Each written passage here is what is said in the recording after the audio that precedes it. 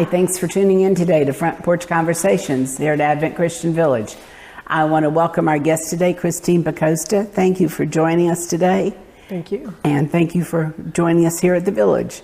Thank you. Tell us how you got to Advent Christian Village. Well, I was looking for a 55 and up community and looking locally in another county 3 hours away, and then found this place online and it looked really intriguing. So I sent away for the application and got accepted, and I was very excited when I came. I did a tour here first, and I was very excited when I came for the tour and just fell in love with the campus and just so beautiful. And when did you move? I moved here August of 21. And you live in Carter House? I do. Mm-hmm. And you're close to the river? I have the best view of the entire community because I'm looking straight down the river, facing west, and so I can see the sandbar and I can see boats come up and down, and the sunset every night is just phenomenal. So pretty. Well, and I know from talking with you, you love being around the water anyway. I do. It's been a big part of your life and adventures. Yes. I actually became a pontoon captain here just recently, and so I get to take the boat out for the first time next week, and I'm a little nervous so that hopefully I don't crash it, but looking very much forward to taking people out on the river and experiencing that just beautiful, it's just so peaceful and lovely out there. And it's so different, no matter different times of the year as well. Mm-hmm, and that's it is. The trees are budding out, so pretty right now. Christine, where were you born, and tell us a little bit about your early life. Okay. I was born in Naperville, grew up in Naperville, Illinois, about 30 miles west of Chicago. I have 3 other siblings, and grew up Catholic. My mother and father were both Catholic, but my mom had this passion for continuing the traditions of Catholicism and really strove to get us into church and school. I went to Catholic school for 7 years and church 6 days a week, so that was pretty busy. And mom sang in the choir, and she would build this beautiful nativity that filled the corner of our house. And it was Jesus, Mary, and Joseph, and the 3 kings, and it was this beautiful little village with all these cute little figures, and little town of Bethlehem. And her dad had started the tradition prior to her, and now my daughter is doing it as well, and I'm so proud of her. She's doing such a great job. It's nice to keep family traditions like that going, as well as the Christian story and sharing that. It definitely is. And her children are now being a part of that as well. Yes, she has. I have 2 grandsons. So my daughter Heather, her husband Tony, they live in Illinois, and my grandson Anthony is 19, and he's attending Northern Illinois University. And his little brother Aaron is in 2nd grade, and they're both doing really well in school. And do you get to see them often? I try. I've been there the last couple of summers. I've spent a month or 2 with them, and if I can, I get Anthony to come to Florida, Anthony, and come to Florida. So we like to do trips together, Anthony and I, and I'm looking forward to being able to do that with Aaron as well when he gets a little older. But Anthony and I, a couple of summers ago, we were able to travel around Florida a little bit, and worked our way down from Jacksonville all the way down to Cape Canaveral, and got to kayak with manatees in Silver Springs. And yesterday I got to swim with manatees at Crystal River, and so I'm hoping to get him back here so he can actually swim with the manatees too, which would be really cool. Well, I will have to tell you that's an experience we share that I have just loved, is swimming with manatees. So and awesome. My grandchildren are almost old enough now to come from Michigan and do that, so I can't wait. Exciting. It's really, really fun to be in the water with them. Actually, I was in the water with them yesterday. I could hear them chewing the grass. That was amazing. And it's amazing how much grass they eat in a day. I don't remember the amount, but it's a huge amount. 10% of their body weight a day. Not a pet you'd probably want to have. Probably not. Tell us a little bit about your education and where you've been employed. And oh gosh, if we were going to go through employment, I'd be here all day. Let's just do a summary. Okay, so summary. So basically, my dad was a barber, And so I kind of grew up being in the barbershop, watching him cut hair and getting a chance to see him interact with people. He had a really great ability to interact with everybody. And so at one point I was looking to become a jewelry manager for a department store. And I had told my dad about it, and he's like, no, you need to be a barber instead. And I was like, that was not exactly my agenda. But he kind of coerced me into dropping the jewelry idea and going to barber school instead. And so thank God that worked out really well, because as I was a young woman with a young child and working, it was a very flexible career for me.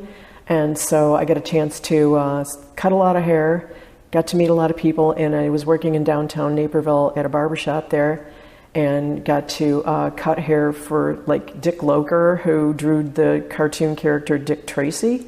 He was one of my good clients, and the mayor of Naperville, and had really wonderful people of all ages that I got to interact with and even pray over and pray with in the shop. As my faith grew more and more, I got bolder and would, lay a hand on their shoulder and say, "Do you want me to pray for you?" And they would. And so the Barber Foundation was really good. And then eventually, it's really hard on your body to stand with your arms in the air all day long, covered in hair. And so I had always had a passion for counseling, because when I was in high school, when I was in school, I had a lot of problems. I didn't realize that I had a learning disability, but I did. And so I always wanted to be a counselor of some sort, because my dean in high school was really a sweet person, real understanding. And so my daughter graduated from high school and moved out of the house, and I had an empty nest, and I didn't know what to do with myself. So I thought, all right, I'll go to school. And so I just started attending school and worked my way all the way up into, I started at Aurora University, and eventually graduated from Aurora University with a master's in school social work. And during that same time span, I was able to go to Olivet Nazarene University for a Christian perspective in school, and also because they had a program for international internship. So I did that as well. But so after I was done with all the education, then I worked as a social worker in different school districts, and then retired from that. And that was really good experience. Very stressful, but really good experience. Well, I know you had an interest as an early child, you were telling me about, with photography and travel. Yes. Tell us about that. So your goal was to be what? I wanted to grow up and be a National Geographic photographer. And so in our family kitchen, we had a great big huge National Geographic map on the wall. And my mom would get the National Geographic magazines.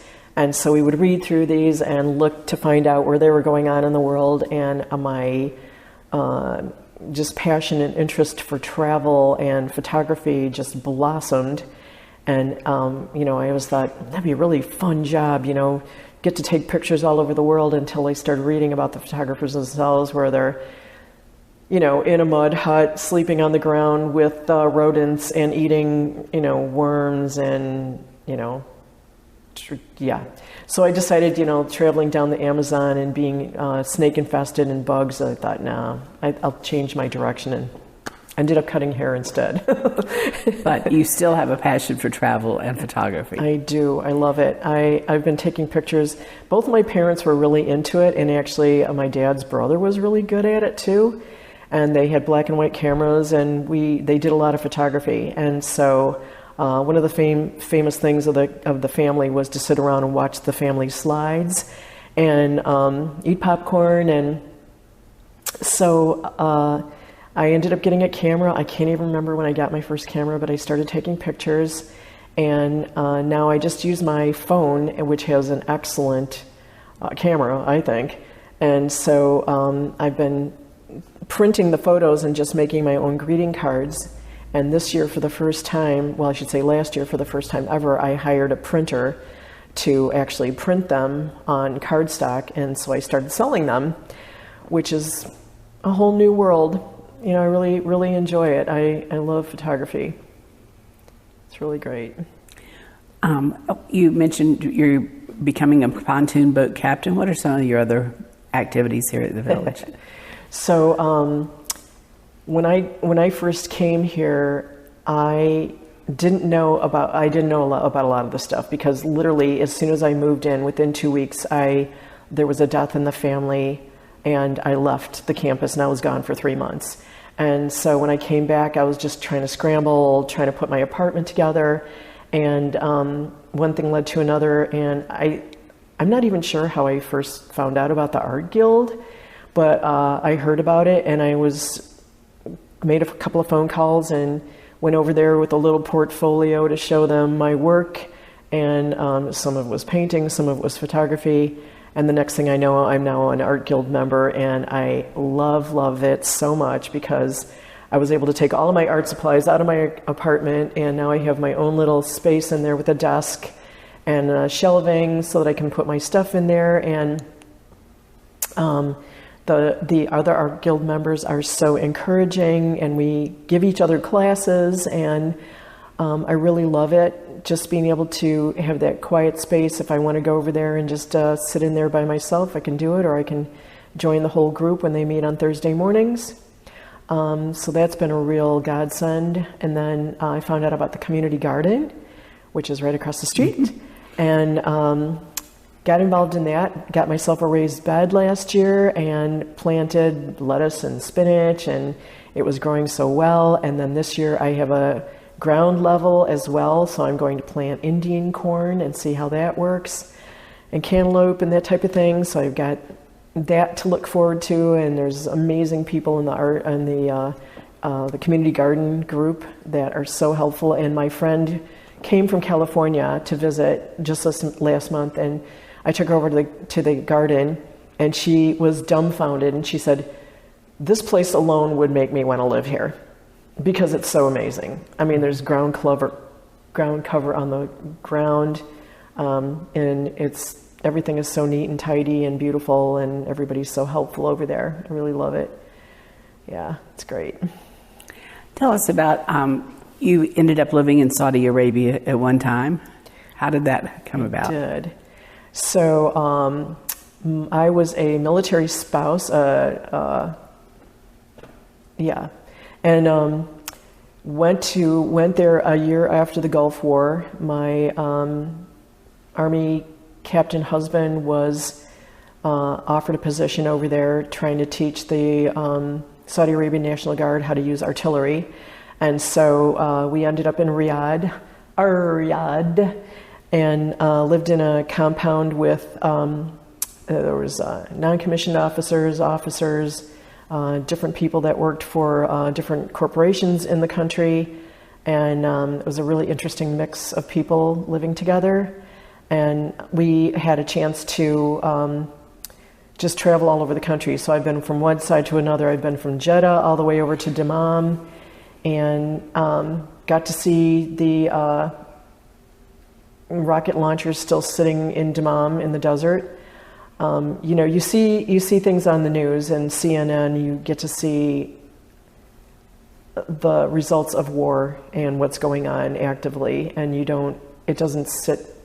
I mean, even though he was involved in all of that, when you actually see the results of it, and find out and see the fear in a country after almost being overrun. Mm-hmm. But the people there were so amazing, very friendly for the most part. There are, at that time, women couldn't drive. Mm-hmm. I understand now that they are allowed to drive, but during the war, the Saudi women wanted to drive, weren't allowed, but they wanted to do something because we had American military women that were obviously driving, and so the Saudis wanted to help themselves, but now they are, which is good. And so our compound had everything involved there. We had a big in-ground pool, we could swim, and there was tennis courts available, and we would have parties. And there was, at one point, we had an entire company-wide Saudi party where everybody dressed up like Saudis, and so we all got in these really beautiful clothes and the rugs on the ground and everything. And my husband made friends with a Saudi family member who was also part of the Saudi Arabian National Guard, and he invited us to come out and visit him in the desert.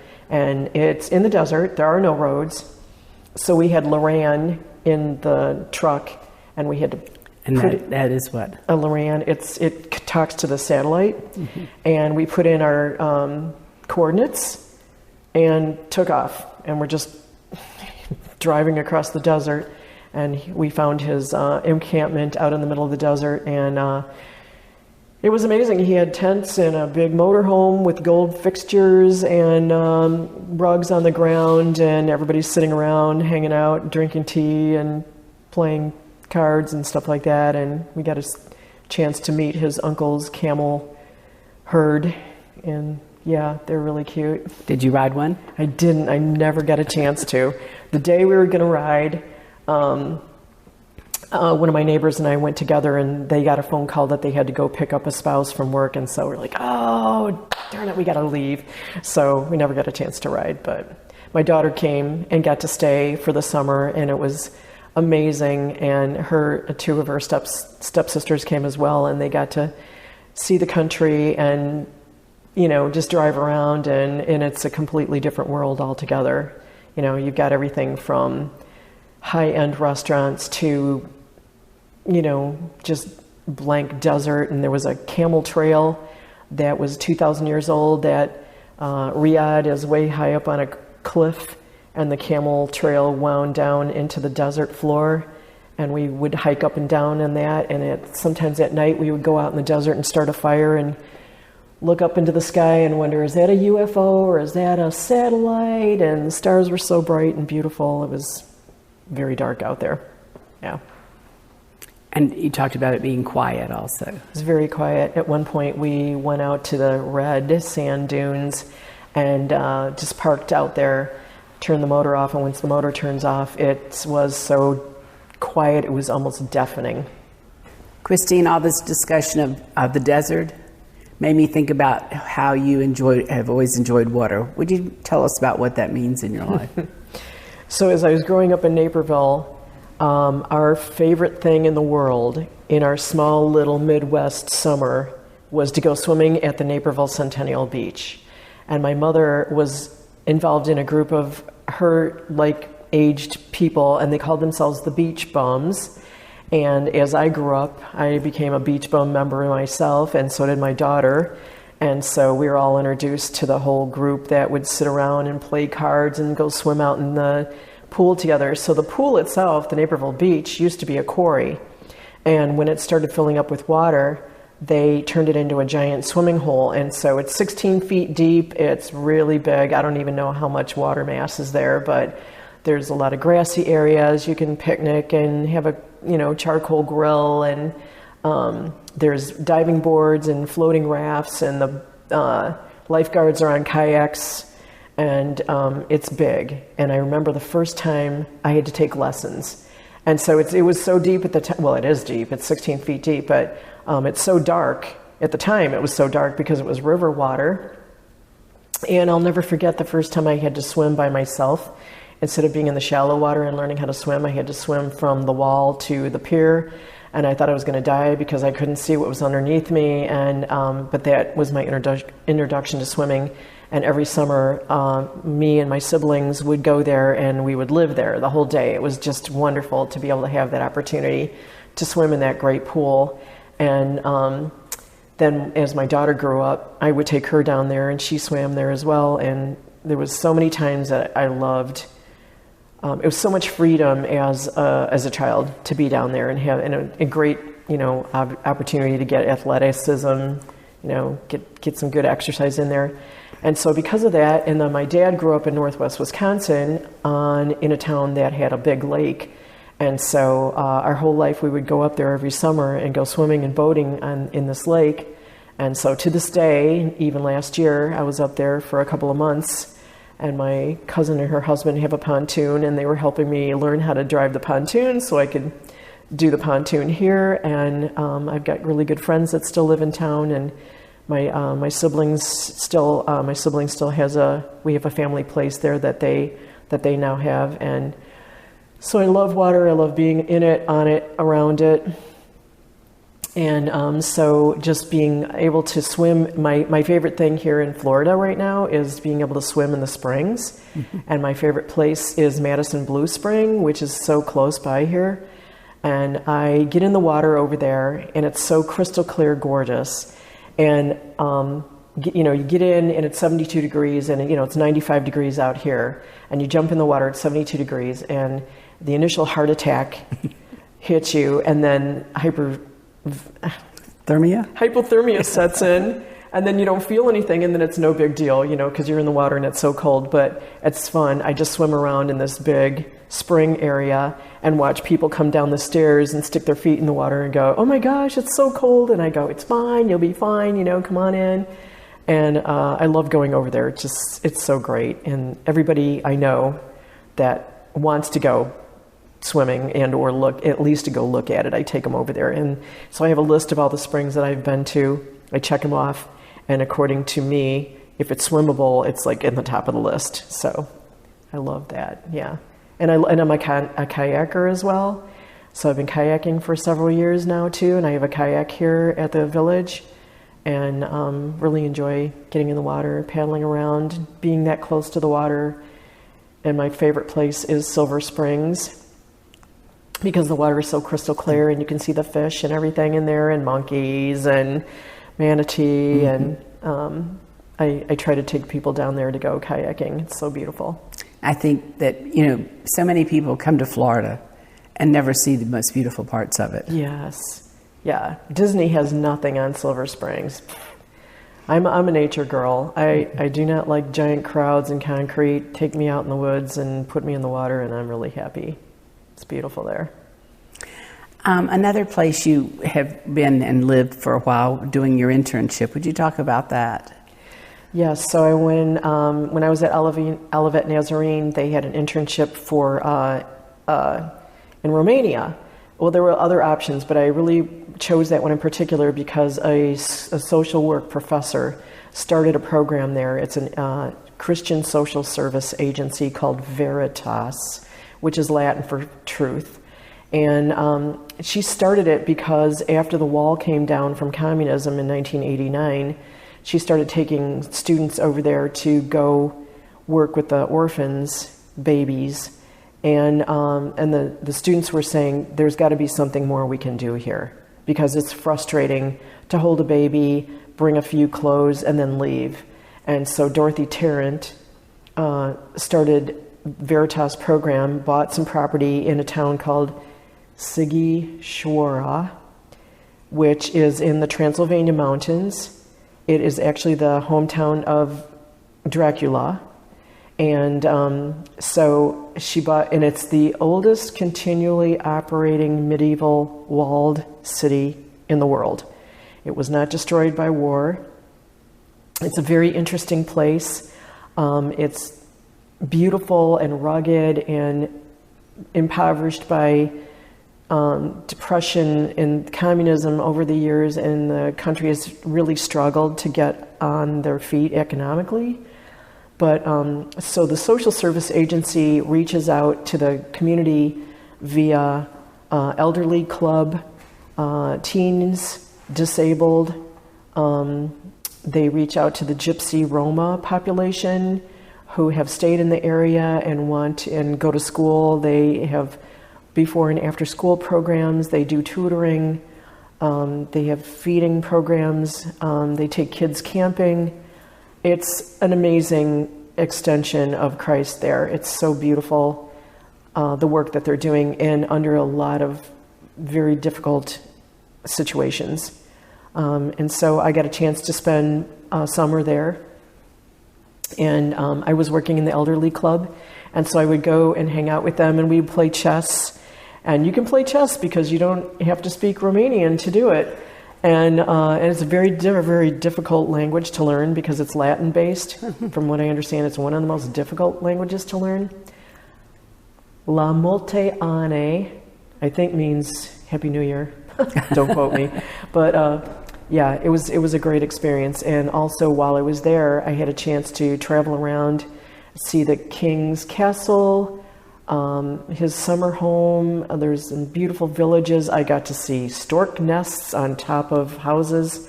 Stork nests are as big as this fireplace.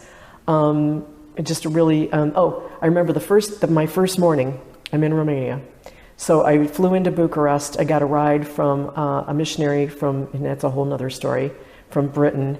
And he picked me up and drove me up into Transylvania, up into Sighișoara. 5 hours later, we got there. It was 9 o'clock at night. I got taken to the place where I'm going to be living and dropped off. Here you go. Here's your bed.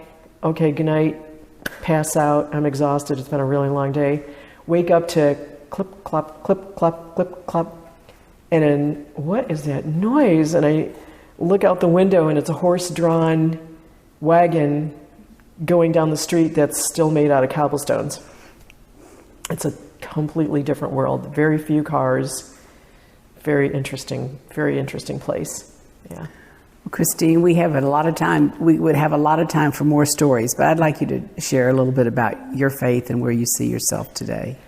Oh, yes. So I just thank God for my mom's Catholic upbringing and direction in my life, because I had a faith foundation. As I turned into a teenager, I ran from it. It just didn't fit my parameters at the time. And try not to cry. There was a time in my life, in my early 30s, that my life imploded. And I was at the bottom of the barrel, and I was so broken in so many different ways. And so I went back to church. I found a non-denominational church and started attending, and I was there every time the door was open. And the Holy Spirit really met me there, because as the pastor was preaching, it's coming right to me. And I'm looking around. Is he talking to you? Because he's talking directly to me. And a lot of crying, a lot of crying, a lot of soul searching, and a lot of, okay, I give up. And I'm not gonna live like this anymore. I'm gonna trust you, Lord, because I'm at my wit's end. I'm at the end of my rope. And so I was baptized as an adult. I gave my testimony in front of probably 2,000 people, and it was very humbling. I also was able to give my testimony to a house church in Romania, which was very humbling because I had an interpreter doing that for me. Very distracting to have an interpreter, but so I would say at this point, I totally trust the Lord. I believe what the Bible says. I believe that healing happens. I believe what Jesus says, that if you have the faith the size of a mustard seed, that it can happen, and it does, and I have seen it happen. God has worked amazing miracles in my life, and I try to encourage other people to believe that and hold on to the hope that we have in Christ. And we were not created for a spirit of fear, but for power, love, and a sound mind. And there's been many times in my life that I did not have a sound mind, and I was afraid, and I had no hope. And so I lean on that scripture in particular. That's my foundational scripture. And I would encourage other people to, if you don't feel like you have any hope, if you don't feel like you can trust the Lord. He will be with you, and He will not leave you nor forsake you.